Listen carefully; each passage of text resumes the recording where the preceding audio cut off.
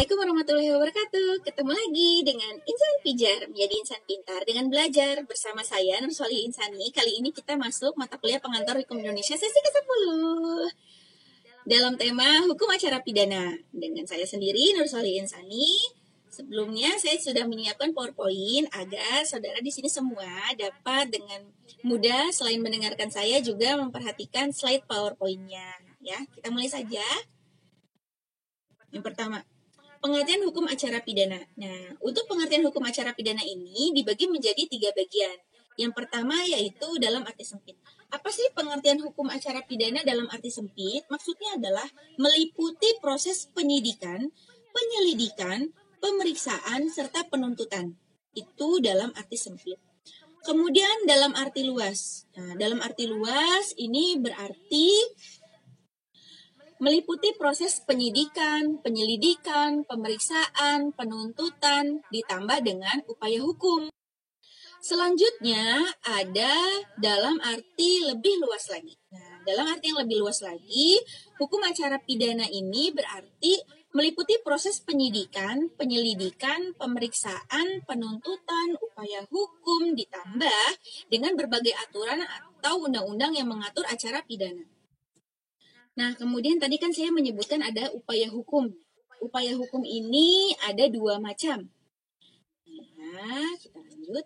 Nah, upaya hukum ini dibagi menjadi 2. Ketika seseorang ini berhadapan dengan suatu kasus hukum, kemudian dia merasa tidak puas dengan putusan pengadilan, merasa tidak mendapatkan keadilan, maka seseorang itu bisa mengajukan upaya hukum. Upaya hukum itu ada yang biasa, ada yang luar biasa. Upaya hukum biasa itu dibagi menjadi 2, yaitu banding dan kasasi. Sedangkan yang luar biasa yaitu PK dan amnesti. Kalau upaya hukum biasa, banding, itu adalah upaya hukum yang diajukan dari pengadilan negeri ke pengadilan tinggi, itu namanya banding. Sedangkan yang namanya kasasi ini upaya hukum yang kedua setelah banding, jadi banding dulu baru kasasi. Kasasi itu upaya hukum yang dilakukan dari pengadilan tinggi ke Mahkamah Agung. Itu kasasi. Nah, kalau misalnya belum merasa mendapatkan keadilan juga, gitu, barulah mengajukan upaya hukum luar biasa. Upaya hukum luar biasa itu yang pertama ada PK. PK itu peninjauan kembali. Nah, berbeda dengan upaya hukum yang biasa, banding dan kasasi. Untuk bisa mengajukan peninjauan kembali, itu seseorang harus mempunyai novum, N-O-V-O-U-M, novum, atau yang disebut juga bukti baru, bukti yang belum pernah dihadirkan satu kali pun dalam upaya hukum banding dan kasasi, seperti itu, ya. Baru kemudian PK ini diajukan. Kemana PK ini diajukan? Ke Mahkamah Agung juga. Jadi kalau banding PN ke PT, kasasi PT ke MA, kalau PK tetap di MA. Seperti itu.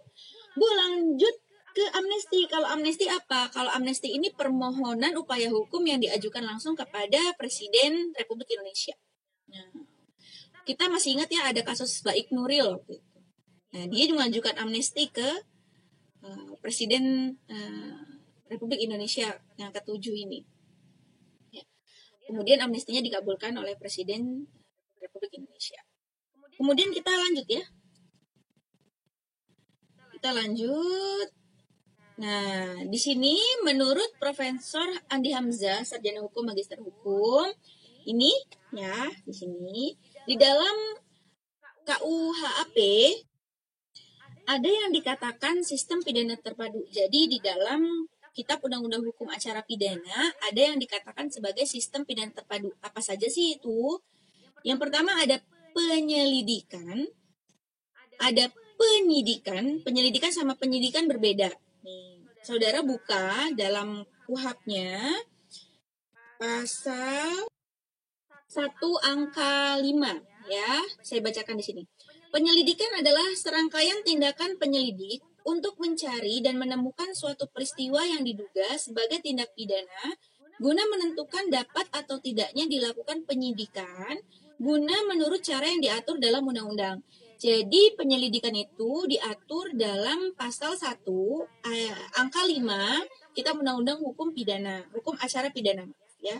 Kemudian kalau penyelidikan itu apa artinya?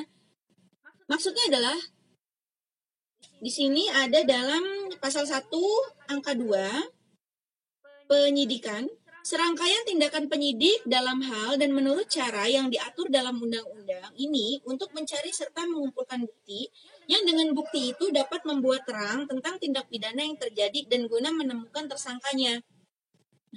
Jadi, duluan mana antara penyelidikan yang ada dalam pasal 1 angka 5 dan penyidikan di pasal 1 angka 2. Nah, kemudian di sini kita saling lihat saja ya, saudara buka juga Kitab Undang-Undang Hukum Pidananya. Berarti duluan mana? Duluan penyelidikan. Karena penyelidikan ini artinya adalah guna menentukan dapat atau tidaknya dilakukan penyidikan. Jadi urutannya adalah duluan penyelidikan dulu, baru penyidikan. Seperti itu ya. Kemudian yang kedua, ada apa? Ada penuntutan. Nah, yang berhak melakukan penuntutan di sini adalah jaksa penuntut umum. Jaksa di sini berhak untuk melakukan penuntutan. Jadi untuk melakukan penuntutan itu jaksa penuntut umum. Di penyelidikan sama penyidikan ini tahap kepolisian, di mana kalau berkasnya sudah P21 itu baru dilempahkan ke kejaksaan. Nah, di sini kejaksaan akan membuat surat dakwaan berdasarkan P21 yang dibuat oleh kepolisian. Jadi penuntutan itu dilakukan oleh jaksa penuntut umum atau disingkat sebagai JP. Dasar hukum daripada penuntutan ini dapat saudara lihat dalam pasal 1 angka 7 Kitab Undang-Undang Hukum Acara Pidana di sini, yaitu tindakan penuntut untuk melimpahkan perkara pidana ke pengadilan negeri yang berwenang dalam hal dan menurut cara yang diatur dalam undang-undang ini dengan permintaan supaya diperiksa dan diputus oleh hakim di sidang pengadilan. Seperti itu. Oke. Sekarang kita lanjut. Pemeriksaan oleh hakim. Ini adalah sistem pidana terpadu yang ketiga, yaitu pemeriksaan hakim. Hakim dalam memeriksa suatu perkara ini harus dalam sidang yang terbuka untuk umum. Semua pemeriksaannya. Tapi ada juga pemeriksaan yang tertutup untuk umum. Kalau hakim menghendaki bahwa dalam pemeriksaannya itu harus tertutup, maka tertutup. Yang harus terbuka yaitu pembacaan putusannya. Ya. Pemeriksaan yang tertutup itu seperti apa? Misalnya kasus kesusilaan, perceraian, dan pidana anak itu harus tertutup kasusnya ya. Ada 3 seperti itu. Nah, kalau untuk dasar hukum pemeriksaan hakim, ini dapat saudara lihat dalam KUHAP, Kitab Undang-Undang Hukum Acara Pidana, di pasal 190, 191, ya, di situ pasal yang mengatur mengenai pemeriksaan oleh hakim. Kemudian, sistem peradilan pidana terpadu yang keempat adalah eksekusi. Tadi kan penuntutan dilakukan oleh jaksa. Nah, eksekusi pun dilakukan oleh jaksa. Berdasarkan apa? Berdasarkan putusan yang telah dikeluarkan oleh pengadilan. Jadi kalau misalnya orang itu dihukum 5 tahun penjara, berarti nanti jaksa lah yang membawa terdakwa itu, ya terpidana itu ke lembaga pemasyarakatan untuk menjalani masa hukumannya. Pun sama, ketika seseorang itu dipidana mati, jaksalah yang akan membawa orang tersebut ke tempat pelaksanaan pidana matinya. Seperti itu. Nah, tadi kan udah ada 4 nih sistem peradilan pidana terpadu. Saya akan menjelaskan hal soal penyelidikan.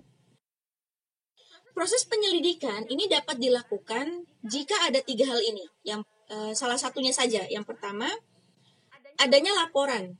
Kalau adanya laporan, ini baru pihak yang berwajib, kepolisian, dapat melakukan penyelidikan guna dapat atau tidaknya dilakukan penyidikan. Ya.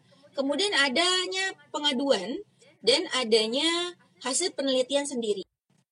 Bu, terus apa Bu bedanya laporan sama pengaduan? Kan sama-sama ngadu, sama-sama lapor. Beda dong. Laporan sama pengaduan ini beda.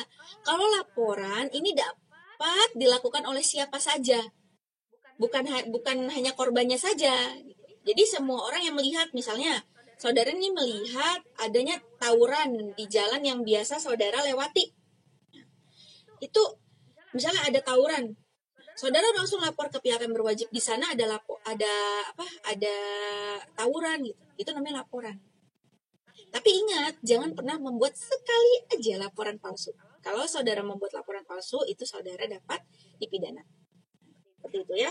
Nah, laporan ini beda dengan pengaduan. Kalau laporan tadi dapat dilakukan oleh siapa saja. Laporan tidak dapat dicabut. Kalau saudara melaporkan ke pihak yang berwajib, itu saudara nggak bisa nyabut lagi. Pak salah pak, saya nggak jadi deh ngelapornya, itu nggak bisa. Nggak boleh. Nah, berdasarkan laporan ini, pihak yang berwajib tidak bisa langsung menangkap orang yang bersalah gitu. Harus didatengin dulu ke lokasi, dicek apakah betul terjadi. Sedangkan pengaduan ini hanya dapat diadukan oleh korbannya saja. Nah, kalau misalnya korbannya anak-anak, ini kan belum bisa nih melapor ke pihak yang berwajib, maka didampingi oleh kuasanya, yaitu orang tua atau paman atau ketua RT setempat. Seperti itu, ya. Kalau pengaduan ini bisa dicabut. Beda sama laporan. Kalau laporan kan tadi nggak bisa dicabut. Kalau pengaduan ini bisa dicabut. Dicabut oleh si korbannya. Tapi ada jangka waktunya. Jangka waktu pencabutan pengaduan ini 3 bulan. Sejak diadukannya kasus tersebut. Jadi kalau ada yang tanya, Bu, kan udah lewat jalan damai ya Bu ya, tapi kok pengaduannya tetap bisa jalan gitu. Jadi harus betul-betul diperhatikan. Kalau misalnya orang kalau udah berdamai, tapi kasusnya udah masuk ke kantor polisi gitu, itu dihitung per harinya. Dia nggak kenal hari Minggu, nggak kenal tanggal merah, pokoknya dihitung itu. Ya 3 bulan pokoknya.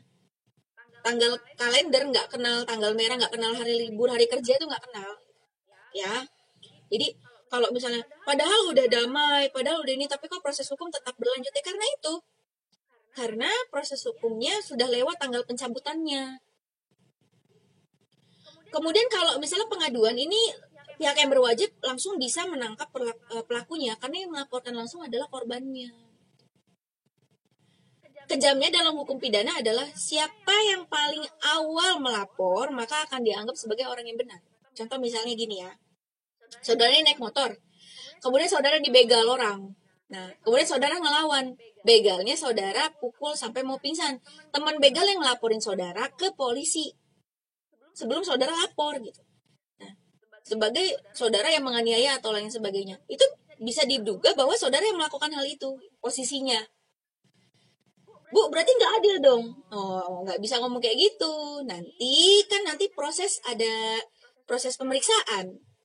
Ingat nggak dulu waktu ada kasus di berita orang dibegal, terus pembegalnya itu lapor ke polisi, terus orang yang mau dibegalnya dipanggil sebagai terduga.